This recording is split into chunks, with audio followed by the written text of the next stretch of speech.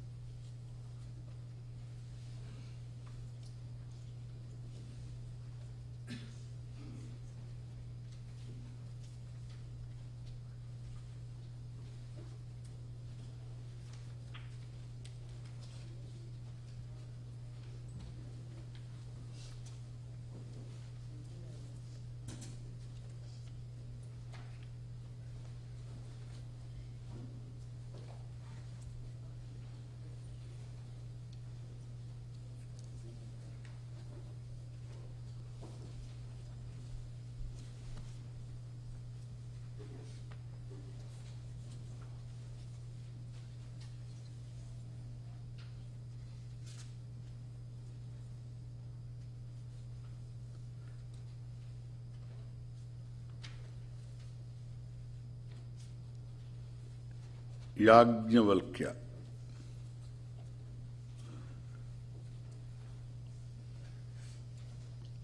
Name of a person. A great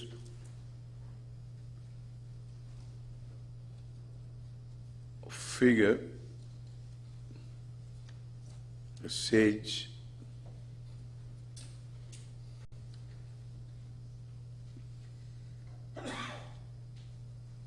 wants to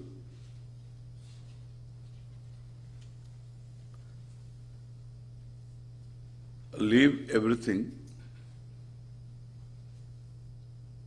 to live a life of contemplation.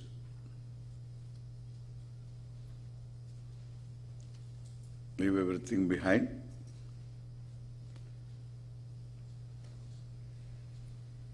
Wants to go to a forest to live a life of contemplation called a life of sannyasa.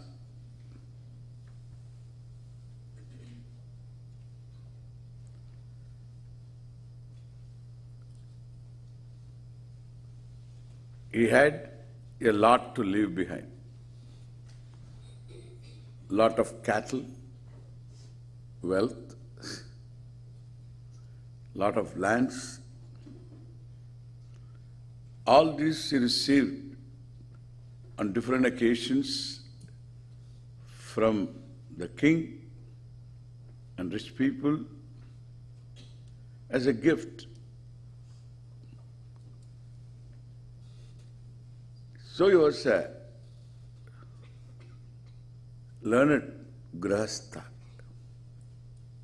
Grahastha means married. The married person is called grahastha, the one who has a home. You can understand now who is married. One who has a home is married.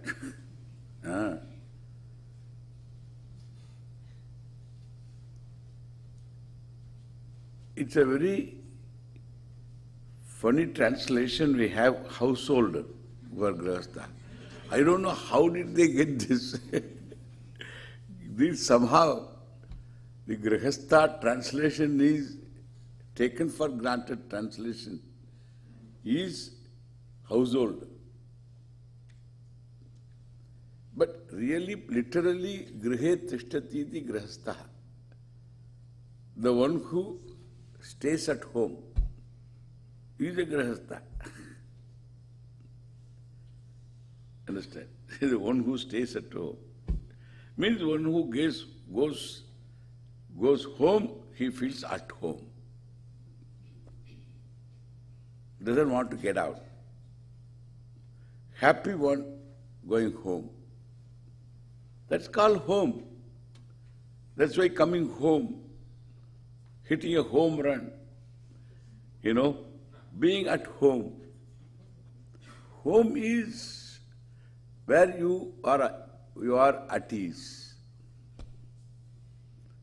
Now you can decide what you have. You have to, anyway, you have to make it like that. He was a grahastha, was married.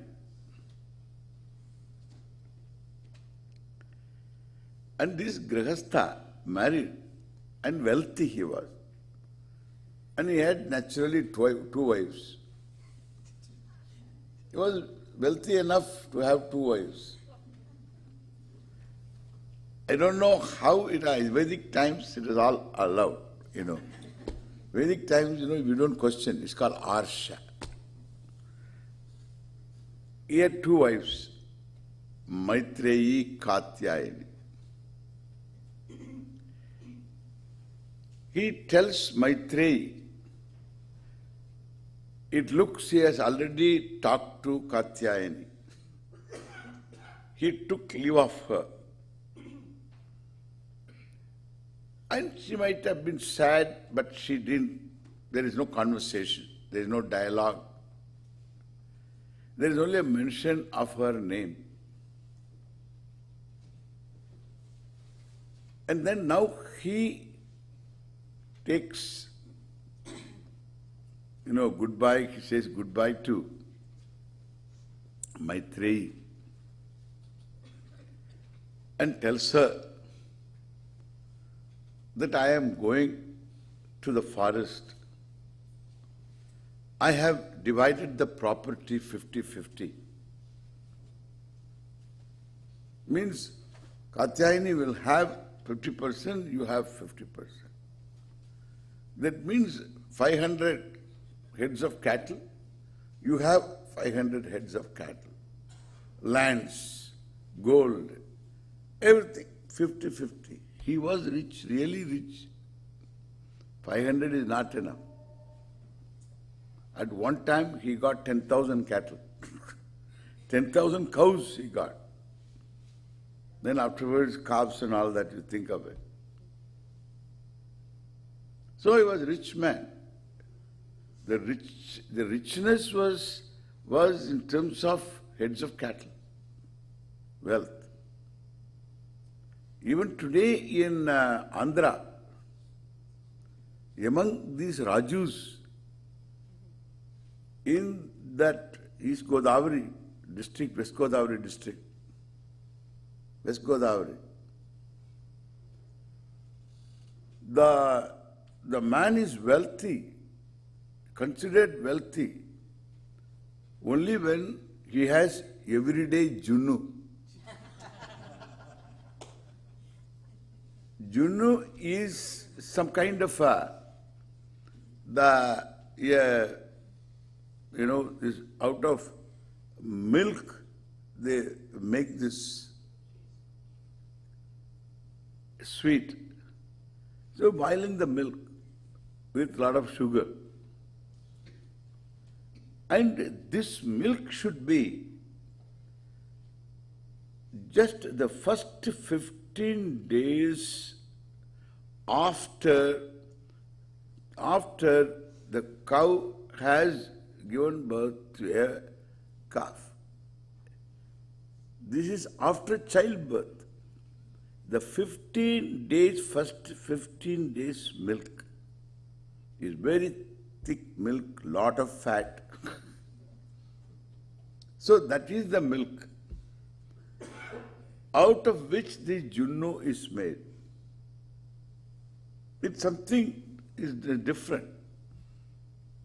This junnu, if he has got, every day he has got junnu, you can think of how many cows he has got. First 15 days milk. Every day he can make junnu means all through the year. That means he must be having cows and cows and cows. And there is childbirth every day. And therefore he is a wealthy man because he has junnu at home every day. Really.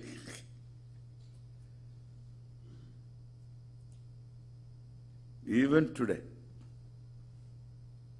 these Rajus will have so many, and they will never sell milk. They will never sell this anything milk product. They will never sell. Rajus of Rajus means Kshatriyas of West Godavari district. I've been to their houses. Amazing.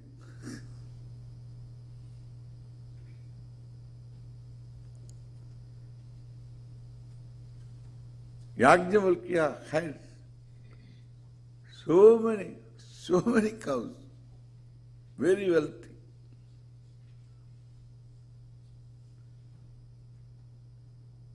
And he tells in so many words, I have divided the property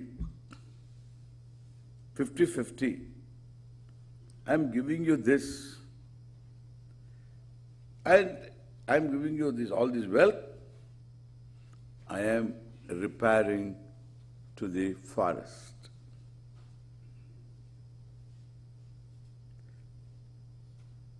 For a contemplative life, amritatvaya. For getting my moksha, nishtha, in knowledge. Already he was a great scholar. He used to be number one, recognized scholar. In the assembly of scholars, he always came out first. In big discussions, vadas. And naturally, this person knows a lot. But still, he wanted to have nishtha. So nishtha is something that one has to gain in this knowledge. There is no vagueness, there is no doubt, there is no error. Self-knowledge. Yesterday I said Upanishad, which destroys all doubts, unmulayati, avasadayati, anartha bratan sarvan.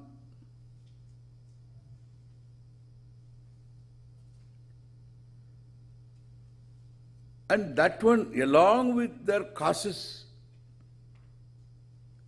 in fact, along with their cause, ignorance, anartha bradan, unmulayati, avasadayati, nashayati, iti Upanishad. Positively, Brahma gamayati. The knowledge that makes you gain freedom from limitation, sense of limitation. That's all the problem. The sense is the problem. The sense of limitation due to ignorance. Therefore, Brahma gamayati. Brahman means limitless. One who recognizes without doubt the wholeness of the self,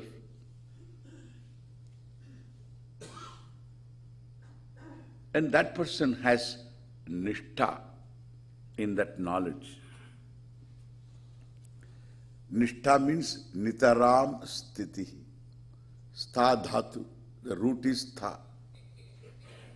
Stha is to stay. It is not being rooted anywhere. It's knowledge of yourself. Freedom from vagueness and doubt. Called nishtha. And for this nishtha praptaye, for the gain of this nishtha, Yajnavalkya wanted to have more time naturally. So because he was married, he had a big home, he had a lot of properties to take care of, and plus he had to juggle time between these two wives, one more demanding than the other.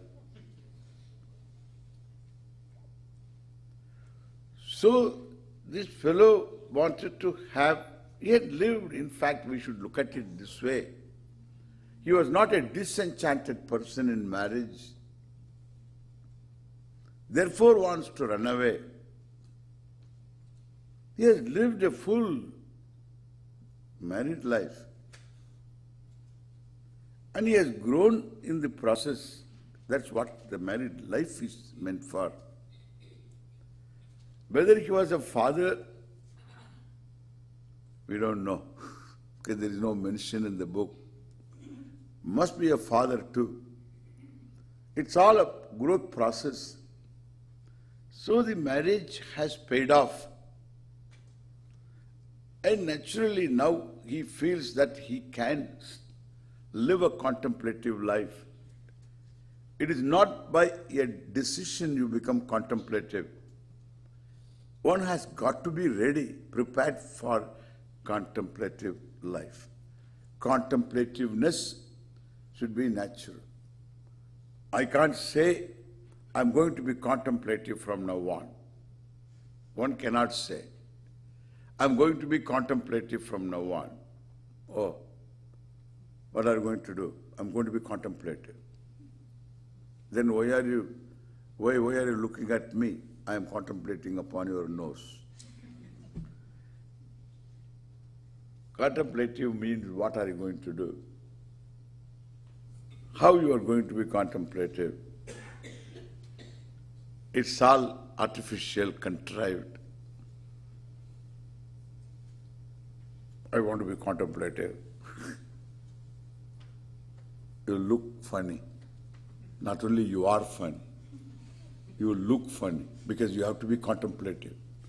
Therefore you will have half eyes closed, half eyes open because you want to be contemplative. Either you are contemplative or not. So that's contemplativeness. It's natural to you. It's a natural manifestation of more or less a fulfilled life of samsara. The parenthood and marital life, all these are meant for that particular maturity. It's contemplative. Either through that process or by some means, one has to be contemplative. It's not that everyone who is married is contemplative. He is contemplating for another marriage, that's all. So he's not contemplative. So it has to be lived. The married life has to be lived intelligently. The intelligent living makes one learn from yielding, or otherwise you always feel defeated. Yielding, when you yield, you feel you are defeated. In an argument, you yield, you feel defeated instead of feeling richer. So willingly you yield, you become bigger. And you yield because you want to have some peace at home, and therefore you feel defeated inside. You yield in order to make the other happy. Make the other feel the winner. Then you are the winner. Both are really winners. The other will begin making you feel you are the winner. That's what yielding is about. You grow richer in the process. That's what accounts for a contemplative life. That is why it is called ashrama, grahastha ashrama. Ashrama means a stage in one's life. It's a good retirement plan because you don't need to worry about how much money you have got for retirement. How much money will be adequate? You tell me. Everybody, yes, now we all wanted to retire. I know people wanted to retire. So that was the plan 5 years ago. Swamiji, after 5 years I want to retire. That was the plan. A lot of people have told me also. Now they tell me, Swamiji, I think I have to work for another 10 years. Why? You know what happened, Swamiji? All my plans went haywire. How much money should you have for retirement? There is no limit for it.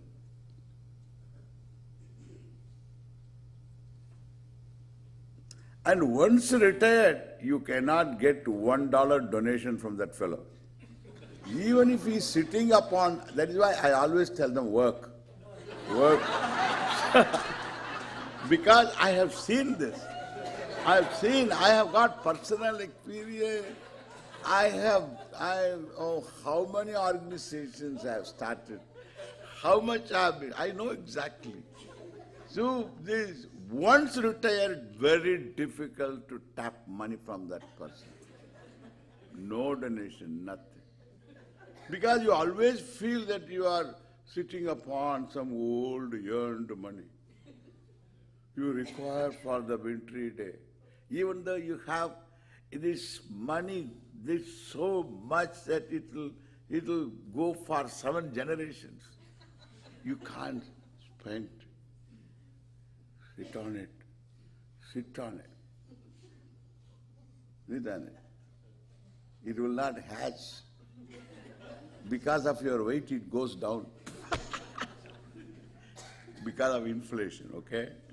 And therefore, so you are inflated, that also you create a dent on that money. But what I say, this is like these retired people means they cannot part with money. Don't retire. Why? I need money. Don't retire. Work. Give that money to me. Swamiji, I don't need money. All right? but you won't give money. Therefore, work, then retire. What I say, there is no retirement. Safe retirement doesn't exist. Secure retirement doesn't exist. The only retirement where you are secure is you don't need money. That is called sannyasa. Aha. For that you have to grow inside. Okay? You have to grow inside as a person. You should be able to stand under the sky and without any kind of prop, no prop of any monastery, etc., organizational prop, no prop whatsoever. You have to stand on your own, under the sky. Tomorrow will take care of itself. Yadricha labhasandushtaha. That's called sannyasa. Yajnavalkya was ready for it. Thanks to this half a Muslim life, because he had only 2 wives. And therefore, so this, a meaningful, this is, thanks to this life, he was a mature person. He lived an intelligent life. And he is now telling Maitreyi, I am going for Amrtatvam, moksha without that nishtha in knowledge, as I told you, nishtha what it is. And that nishtha, without nishtha in knowledge, there is no moksha. Therefore, Amrtatvaya, I am going to the forest. Kaikeyi, I mean, Katyayani, Kaikeyi is Ramayana. So Katyayani, they must have given him, okay, go. So out of love for him, perhaps she gave the permission. Or out of a sense of relief, gave him permission. And then, so whatever he got permission, it looks to me. So from Katyayani, because there is no discussion. But Maitreyi really stops him to ask a few questions. You are free to go, that's fine. It is going to give you Amrtatvam, that is fine. And then I would like to know, this wealth that you are giving me, the vittam, the wealth that you are giving me, and will it give me Amrtatvam? That is the question. Maitreyi is not ordinary woman. Means ordinary person, not ordinary woman, ordinary person. She is a thinker. And she asks him, will this Amrtatvam come to me by managing all this wealth, the cattle? And so on. Yajnavalkya was an honest man. Someone else might have told, yes, you will get Amrtatvam, you please take care of the health. Then might have gone. Yajnavalkya said, no, vittena Amrtatvaya nasha. Nasha means na asha. There is no hope by wealth, Amrtatva.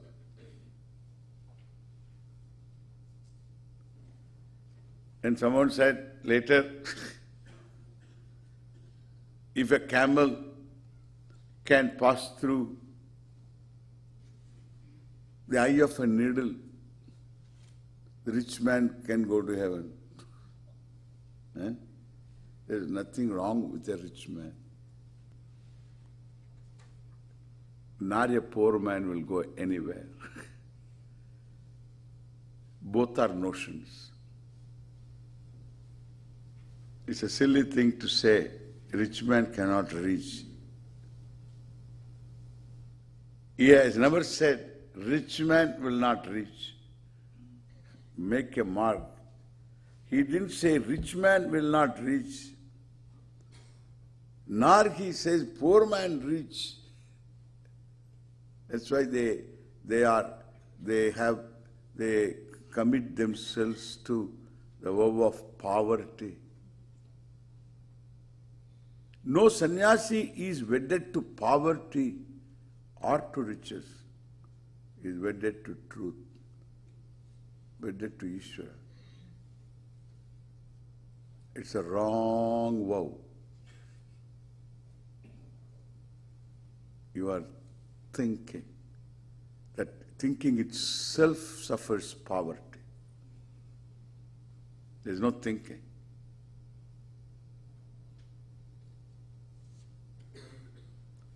She asked a question, whether I will get Amritattvam Vittena, Tritiya. By wealth will I get Amritattvam. Yajnavalkya said, Vittena na asha. Understand? There is not a whiff of a hope to get Amritattvam. There is no question of Amritattvam through Vitta or anything.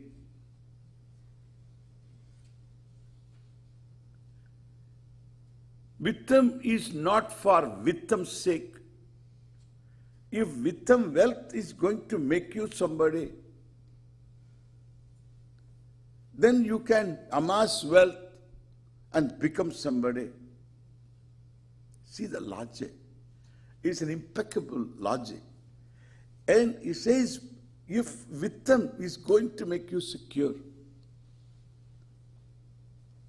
it's going to make you everything that you want to be, then you should go for Vittam. You will get Amritattvam through Vittam. But na Vittena Asha, because the logic is, you don't want Vittam for Vittam's sake. You don't love Vittam for Vittam's sake. Or anything you love, you like is not for that object's sake, person's sake. Then it is for your own dear self's sake. The famous line, Atmanastu Kamaya Sarvam Priyam Bhavati. One of the most beautiful statements, the very, very important, I would say, a statement in the whole Upanishad to make the person think what I am about. That is what the problem is. The problem is not any other except not understanding the problem. That is the only problem. If you understand the problem, solution is quite at hand. It's not a problem really. But not understanding the problem is really put you on a spin. The whole New Age book you take, every page has got a solution. New solution, new beard, different length of beards you are finding there. And different types of people, different yogas. As many pages in the book or yogas are there. Advertisements. Oh my God, how many? When I read that book, I never knew this kind of yogas are there, Siddha Yoga. There is nowhere in the Shastras Siddha Yoga. Then another fellow says Sudarshana Yoga. There is nowhere any Sudarshana Yoga. In the Shastras we find everybody creates a new yoga. Nada Yoga, Swara Yoga. Then it's called Dham Yoga. So varieties of Dhammaro Yoga. So Dham Yoga.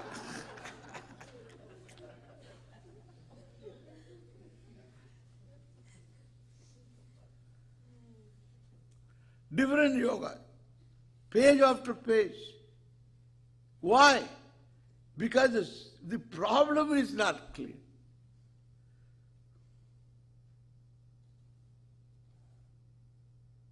Everybody thinks that each one has to choose his own, her own path.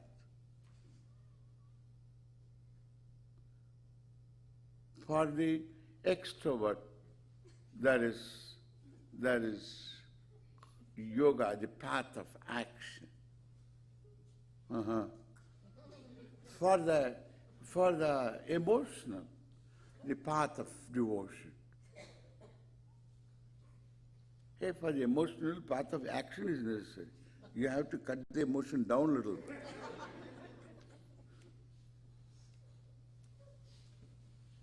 For the emotional, path of devotion. And for the intellectual, tatomasi. One fellow said that. Tatomasi means tattvamasi.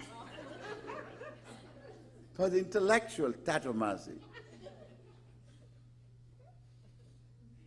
Means there are so many options.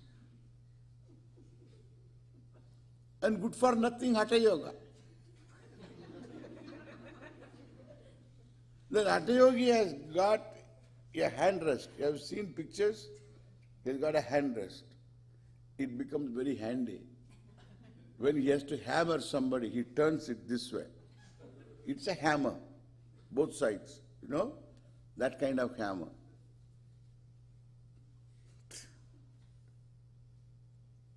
Don't say that to a Hatha Yogi.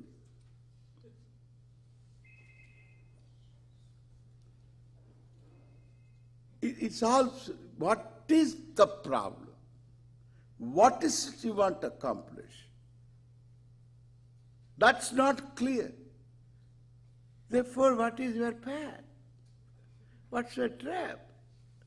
They ask me, what is your trip?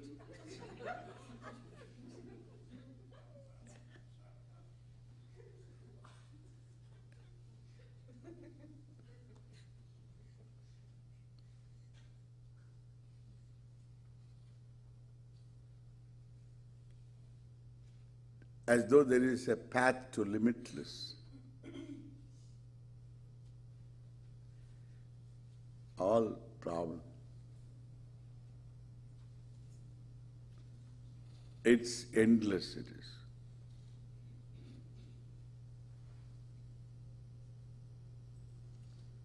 Anyway, here Yajnavalkya says, Vittena asha nasti. Anything you love, wealth, home, people, anything you like, you love, you want to hold on to, and anything that you hold on to goes away, you feel sad, you feel you are lost, reveals something very significant. That is what you have to understand. What you love and it goes away, it leaves you sad. It leaves you lost. Correct? And sad, aggrieved, bereaved. True. We are not saying, therefore please don't conclude. I am not saying, so don't be sad. Don't have grief. This is the interpretation. So I am not saying that. What I am saying, it leaves me sad. That's all I am saying. I am not saying don't be sad. You should not get sad when something is lost. I don't say that. You should have no grief when something dear to you is gone. You are aggrieved. You are not supposed to be aggrieved. I don't say that. I make sure that I am not interpreted in any manner. This is exactly what is said in the Shastra. It leaves you sad. It's a thing to be understood. There is a significant truth lying there. And what is that truth? What leaves me sad was one that I held it very dear.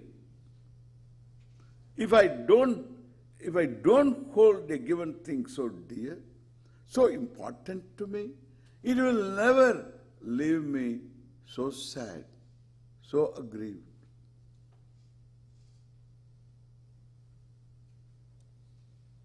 I hold it very dearly.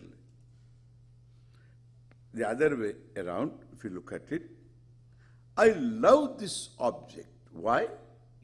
Because I love the object. It is not for the object's sake you love the object. It is something, if you love that object really for that object's sake, then in that object there should be something intrinsic. There should be something intrinsic in that object for you to love that object. Then why everybody doesn't love? Why you yourself don't love consistently the same way? Now you love, I love you, I love you, I love you, I love you. Somehow it becomes I love you, I love you, I love you, I love you, I love you, I love you, I love you. I love you, I love you, I allow you, I allow you, I allow you. You get lost. I allow you. So somehow this I love you becomes I allow you. This is some kind of sandhi. So this is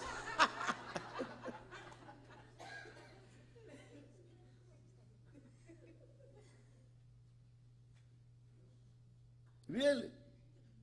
So this I say that means what? The object is not intrinsically lovable.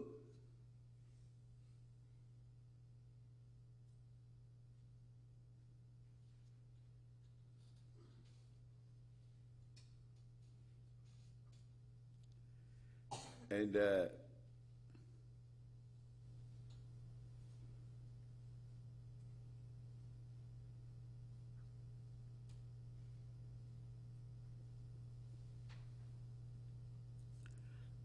I remember a story, interesting story. I don't want to tell now. We'll think about it later. So I have to get it also proper, okay? And so it's an interesting story I heard. It's very interesting. Okay. Now that's for myself, okay? That very thought makes me feel so good, but it has to be properly organized, yeah. Now all the components are not there, so we have to get them. The sense is there, but the components are not.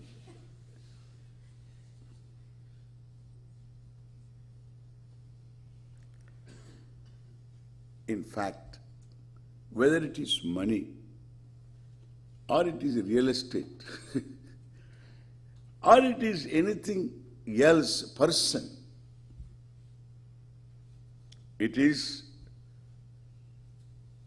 an object of my attention, object of my love, not for the object's sake, it is for my own sake.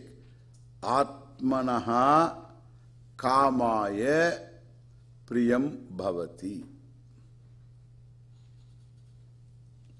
Look at that. So the object becomes an object of love. An object becomes an object of love, not for the sake of the object. It is not for the sake of the object. If that is so, then the object must have something intrinsic about it. It's not so. Every object doesn't evoke love. To what evokes in you love doesn't evoke in any other. Therefore, there seems to be something about you that makes you love this object. And therefore he says, it is not for the object's sake you love the object. It is for Atma's sake, means self's sake, for your own sake you love the object. Yajnavalkya gives a big list, almost exhaustive list, and starts with husband-wife. Because that is where I love you is more. And therefore he starts with that. So you love your spouse not for the spouse's sake. If that is so, then your love will be consistent. If the spouse makes you in any way displeased, then love seems to fold up. Nobody says, I love this person. Why? Because this person makes me so sad, so miserable. Therefore, I love this person. Nobody says that. Correct? Even though the loved person makes the other miserable, that's a different thing. So there's a lock-on situation. That's another problem.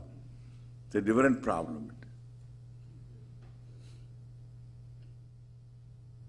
Neither you can say go, nor you can stay happily, and that is a lock-on situation.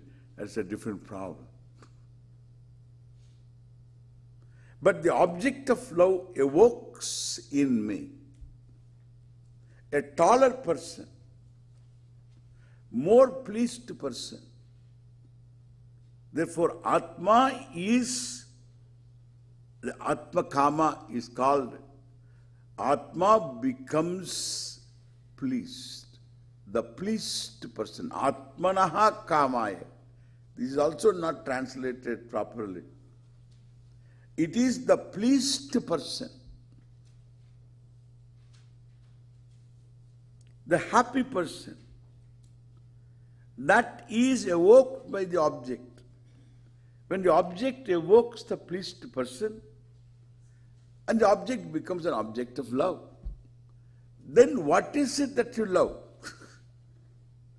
The object to love, or object that evokes the pleased person, and the pleased person that evokes, that is evoked by the object you love? The pleased person. Why? Because we find, if that object continues to be the same, but if that object somehow evokes the displeased person, then the love seems to fold up, about, correct? Leaving a hurt, perhaps, or good riddance. It leaves a hurt.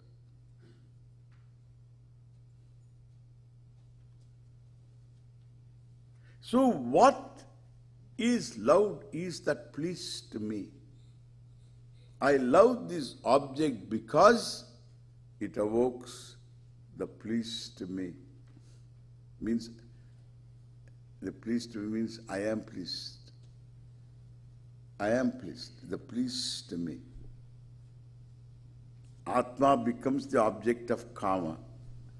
Atma becomes the Kamya. It's wonderful it is. Atma becomes the object of Kama.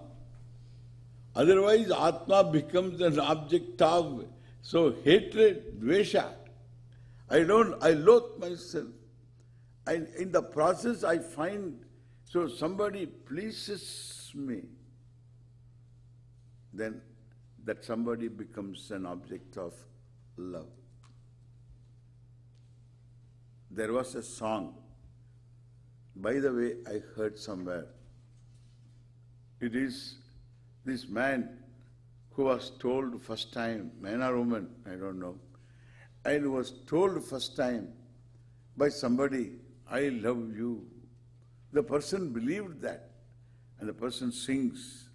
When I heard that, when you said that you love me, I feel I am 10 feet tall. 10 feet tall, nobody is going to love that fellow. So, but anyway, so 10 feet tall. He is a basketball player or what? So basketball, that also is not 10 feet high, I think. And so 10 feet tall. But that feeling, I feel so tall. Because it is, you can't believe it. I can't believe it. Why you can't believe it? Because somebody loves me. I can't believe it. Why? Because somebody loves me. Because he can't believe it. In this world there is such an idiot who can love me. I can't believe it. This world has got such a person. Can't believe it.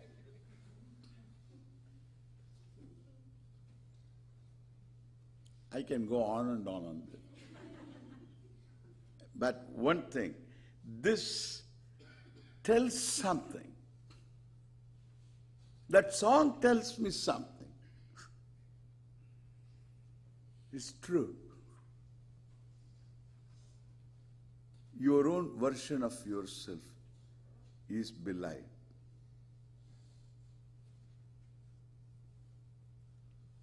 Your own thinking, your notion, your sense, your self-judgment are all cancelled completely, negated.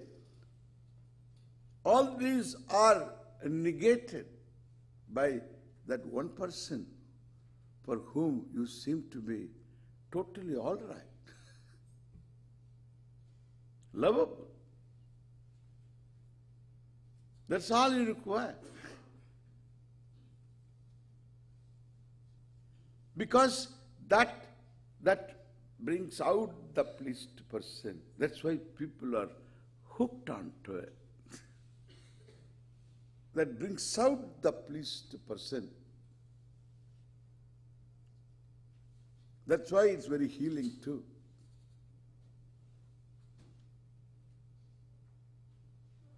I'm not critical of this.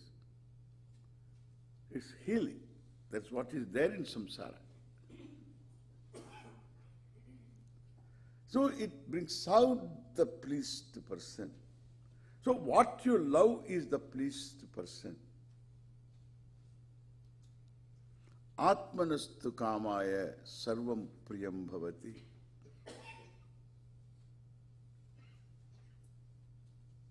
Therefore, your wife is loved by you not for wife's sake.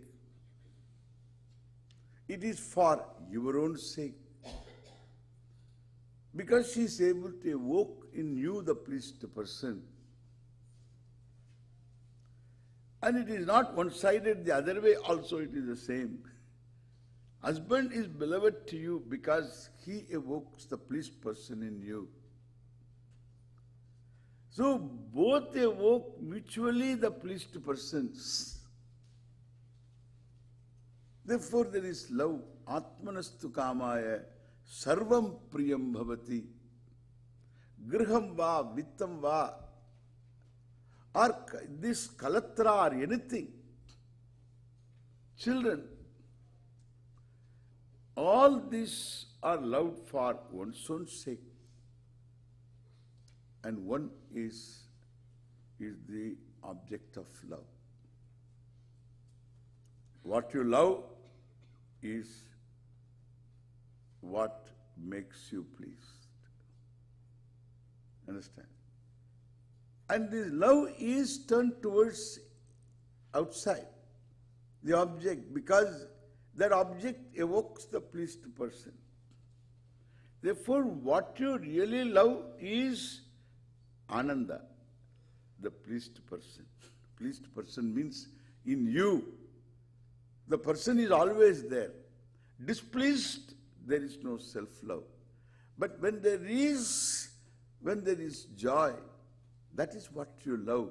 When Atma Ananda, what you love, it is not Atma when it is sad shoka that you love yourself. What you want is, what you love is Ananda, Atma Anandaha. It is Ananda that is centered on I that you love. Why? Because that is what your nature is. Because when you are sad, you can't say, I am sad, I am happy, you can't say. I am sad, therefore I am happy, you cannot say. I am sad means I need to get rid of sadness because it's not natural to I. And when I am happy and I would like to be so, I want to stay there, correct? I want to be there. Well, yeah, you need not be there, that is you. That is you. You need not be there. This be there is experience. This be there is samsara. Be there is experience. You go to heaven, you go to here, you go to Hawaii to be there. Then after a few minutes you come back. You be there, you come back. Be there and come back. Close your eyes, be there and open, come back. You need not open to come back. Your mind will take care of it. In fact, you will take it out. Why mind? You say, oh, it is so good. It's not going to last, I'm sure.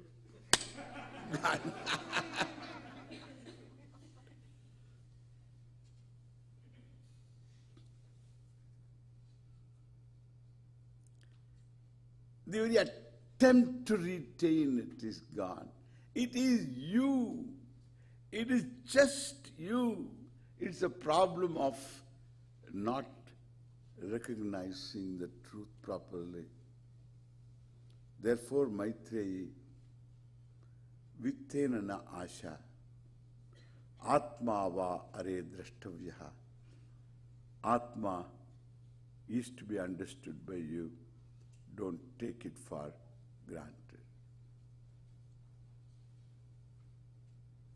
This is the famous line. Atma should be seen, as good as seen.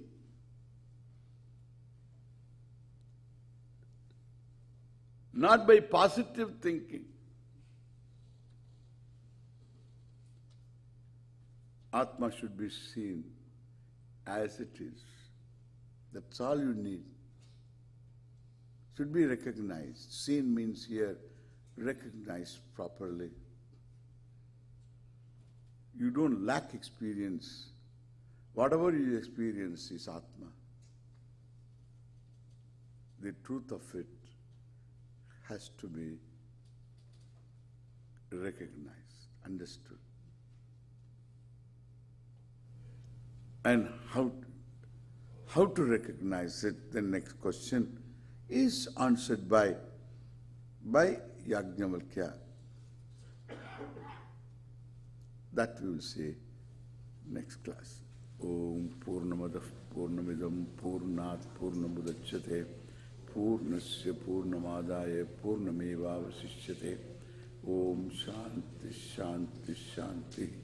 Harihi Om Sri Gurubhyo Namaha. Harihi Om.